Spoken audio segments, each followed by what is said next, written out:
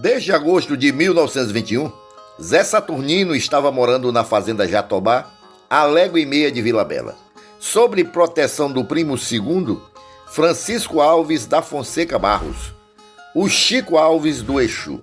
Abandonara sua propriedade desde a última passagem de Lampião pela Pedreira.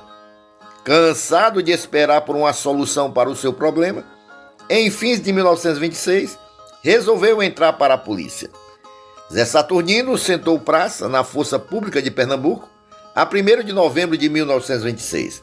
Na primeira segunda-feira do mês, acompanhado de seus cabras, dentre os quais os veteranos Zé Guedes, Zé Gato, Zé Caboclo, Zé Cipriano, que o serviam desde o tempo das primeiras rusgas com os Ferreiras na Serra Vermelha, e tinha servido a seu pai à época das lutas dos Cavalhos com os Pereira.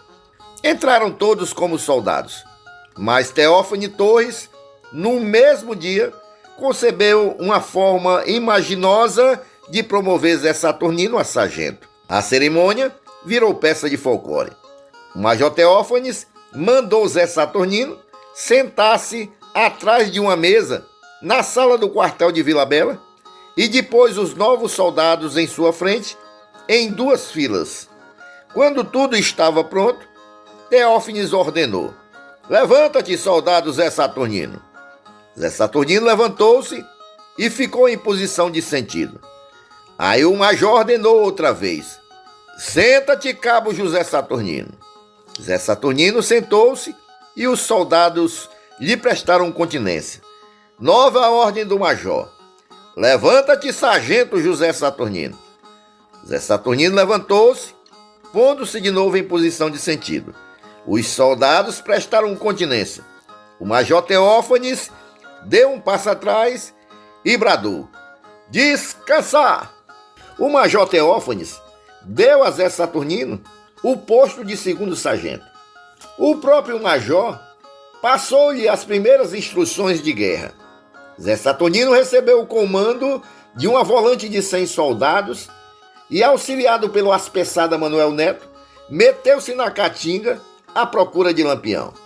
Os dois eram rapazes valentes, mas sem nenhuma noção de estratégia militar. À noite, viajavam com fachos acesos para iluminar o caminho.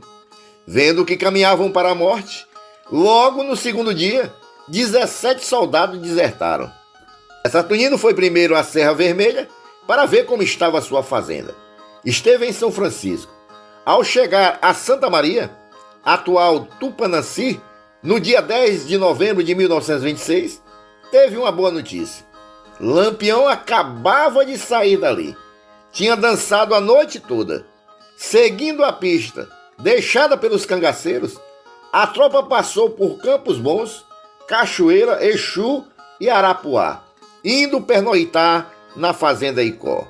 No dia 11, antes do raiar do sol, a volante reiniciou a marcha. Como havia uns rastros em direção à fazenda Favela, de Antônio Novaes, os comandantes resolveram ir até lá a fim de se informar se havia notícia dos cangaceiros. A favela ficava a 3 léguas ao norte de Floresta. Já chegando à sede da fazenda, Zé Saturnino postou-se com uma parte das volantes dentro de uma capoeira, por trás da parede do açude, em frente à Casa Grande. E Manuel Neto seguiu com os outros homens para a casa. Bateu na porta. De dentro uma voz perguntou: "Quem tá aí?" "Aqui é Mané Neto." "Ah, pois quem tá aqui é Antônio Ferreira." E de súbito, portas e janelas se escancararam e dos vãos abertos choveu bala em cima da tropa. Os soldados, por não esperarem uma reação daquela ordem, ficaram atarantados, alvo fácil para os cangaceiros. Manuel Neto colou-se à parede, sem saber o que fazer, vendo seus comandados serem abatidos impiedosamente. Lampião estava dormindo em outra casa mais acima, com uma parte do grupo, e ao escutar o tiroteio, veio dar retaguarda ao irmão, barrando a fuga dos soldados que corriam naquela direção. Melhor sorte não teve Zé Saturnino, que ficara entocado no capinzal, não sabendo que justamente ali estava acampado o grupo de Sabino Gomes. Quando os homens de Zé Saturnino correram para socorrer os companheiros, toparam de frente com os cabras de Sabino e, em face disso, fugiram. O grupo de Sabino investiu então contra os soldados que ainda lutavam no terreiro da casa. E estes, atacados de todos os lados, debandaram em absoluta desordem. Muitos feridos, sabendo que se ficassem ali, seriam sangrados pelos cangaceiros. Juntaram as últimas forças e também correram, encorajados pelo valente Manuel Neto, que saiu carregando um ferido nos ombros e arrastando o outro pelo braço, repetindo isso 3 ou 4 vezes. Quando os dois comandantes se encontraram, abraçaram-se sem ter o que dizer, escutando os gritos dos companheiros sendo sangrados. À sua volta, só se viu uns 20 soldados. Pensaram que o resto tinha morrido. Ficaram felizes quando souberam que a maior parte havia fugido. Morreram na Fazenda Favela 6 soldados: Antônio Freire Panta, Gaudêncio Pereira da Silva, Francisco Pereira, João Gregório Neto, Araripe Lopes dos Santos e Cícero Petronilo da Silva. Feridos, quase todos.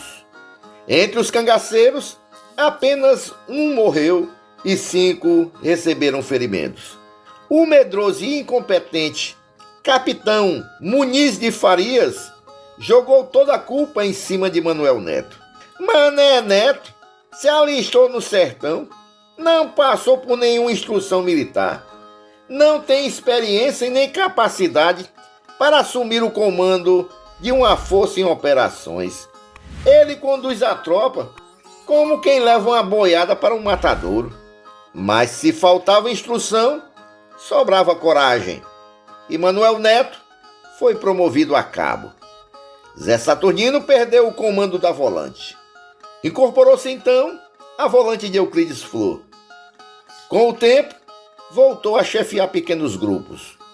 Quando em 1928 Lampião se transferiu para a Bahia, Zé Saturnino acompanhou a volante de Euclides em 3 incursões pelas terras baianas. Em 1º de junho de 1931, desligou-se da polícia, explicou 3 razões. Se Lampião voltar para Pernambuco, brigo com ele, mas não vou largar minha fazenda e minha família para andar fazendo papel de besta na Bahia, como quem procura uma agulha num paeiro.